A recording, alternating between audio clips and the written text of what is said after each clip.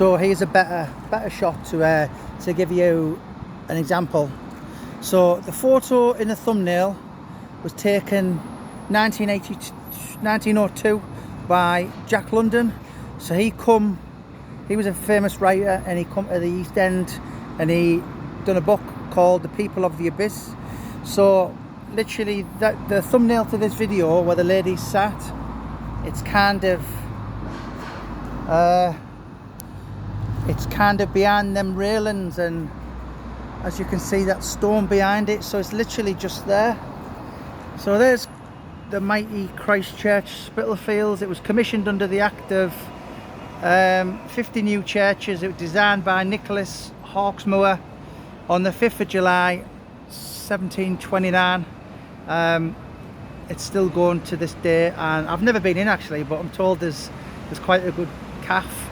So I just wanted to what's that, what we're in now, 2022. I can't do the maths. Took a lot of blows to the head as in my youth. Is that 120 years?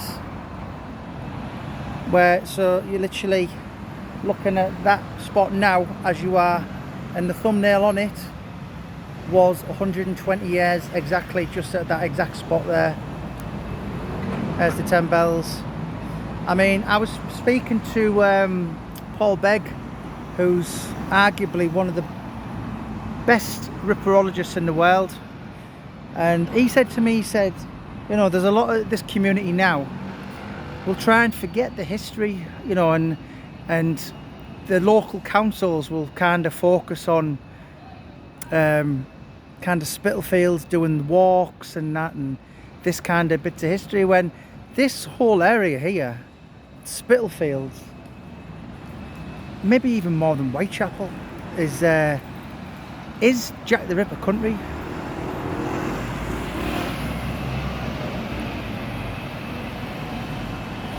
You know, I think some people, but some people revel in their history. You know, who'd have thought 100 years ago in Birmingham, people would have come and done films on Peaky Blinders, and you know, and 100 and what are we on now? 134 years on. I mean, I've got a book which is coming out in the next month or two, and it's called There's Something About Whitechapel. So that this book comes kind of, so it kind of looks upon the Whitechapel murders from 134 years on, looking back at the history. I've read a few comments go, oh, you think you can solve a case which is the Everest, maybe world crime, but certainly British crime, and no one will ever be able to do it. But the forthcoming book I've got doing is to look back at 134 years on, and why even now there's people kind of rave and be obsessed with something which happened such a long time ago. But yeah, I just have a tent, so I think you can see. So the thumbnail to this, so you can see a bit of there. So the lady was actually just sat down there on that stone. Just since then they've added more fence to it, but it was just down there. 1902, Jack London came and did a very famous project called The People of the Abyss. It's just basically the dregs of society. You couldn't, quite sad considering London at the time was the biggest and most wealthiest in the world, and then and obviously that was the West End, and then you've probably got 3 mile down the road to Whitechapel and Spitalfields, and you just, it's third world, maybe even worse. You just, amazing to think that humanity could ever stoop so low.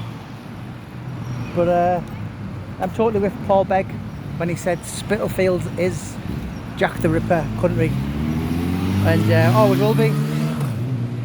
And that's not me kind of glamorizing it.